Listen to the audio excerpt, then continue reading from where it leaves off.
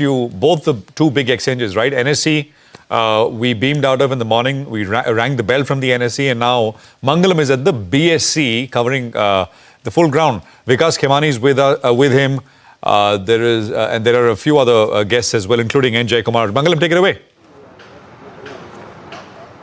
That's correct. So we do have with us the three wise men of the market. We have Rahul, we have Vikas, we have Jakes as well. We come to you from the Bombay Stock Exchange after beaming live from the National Stock Exchange this morning.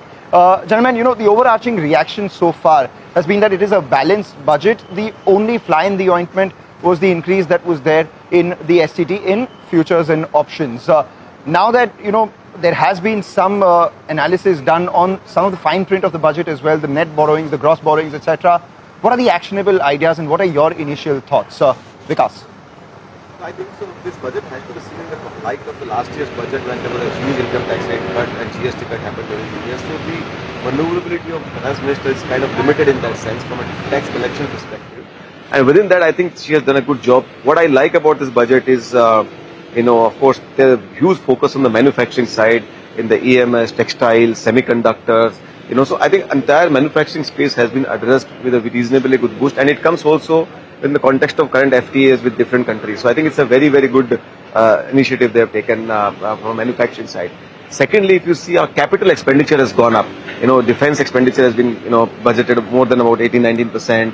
Railways is up about 10%. Roads. So I think public capex is also a good increase, which is I think positive.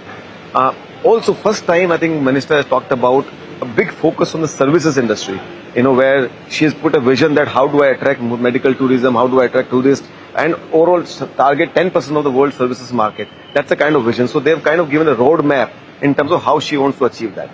And few things which have been missed or probably not well appreciated, that they've given tax incentives for data center till zero corporate tax for 2040, still 2047 on data centers. Gift city tax holiday has increased from 10 to 20. So a lot of measurements have been done to do improve the ease of the business. Yes, of course, disappointing factor is, in my opinion, STT increase, which was not required. There's a widespread demand of the industry that long-term capital gain tax and STT both should not coexist because they were alternative to each other.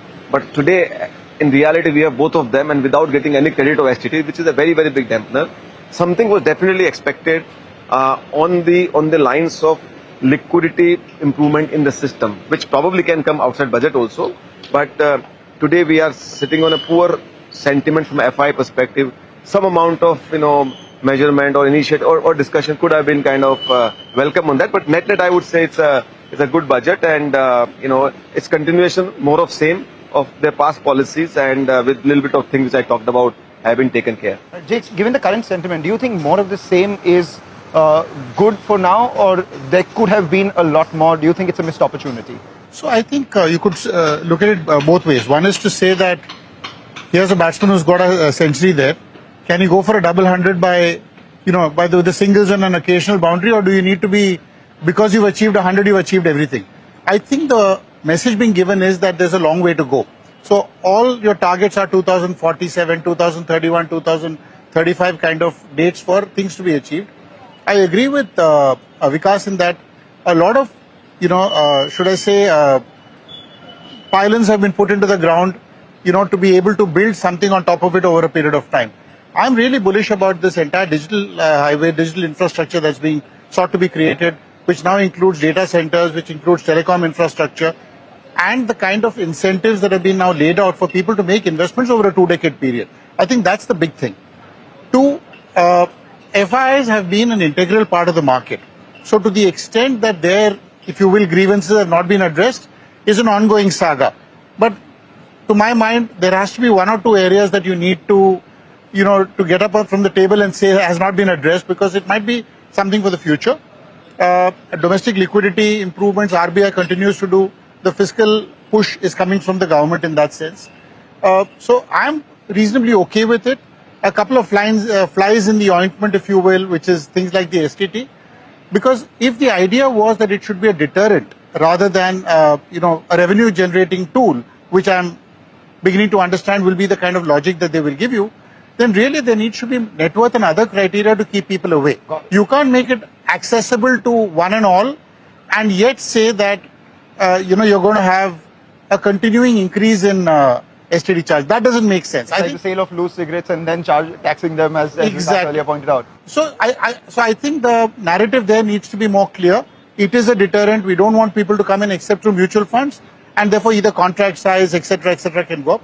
Other than that, I feel the biopharma initiative, for instance, and if you look at overall, some sectors are hugely benefited from a weakening rupee, etc., which is outside the budget, and they continue to get thrust, like the biopharma, as I said, is one, or infrastructure, the data centers, etc., and the attraction of services.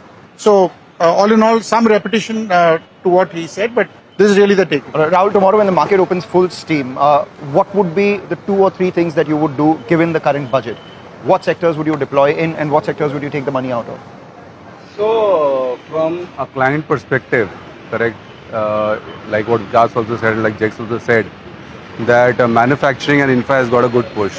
So, those are the sectors which someone should look out for. Pharma and hospitals, because there has been medical tourism which has been announced.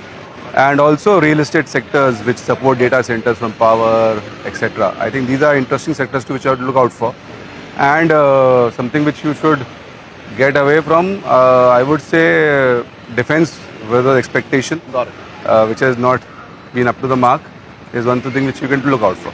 All right, take that point. Thanks a lot, gentlemen, for joining in. Those are the 3 wise men at the BSC. I'll toss it back to you guys in the studio, Nigel, for the markets, with a promise that we'll shortly get the leadership at BSC to join and comment on the increase in STT as well. But for now, it's back to you guys in the studio. Nigel. Well, thanks a lot for that, Mangalam.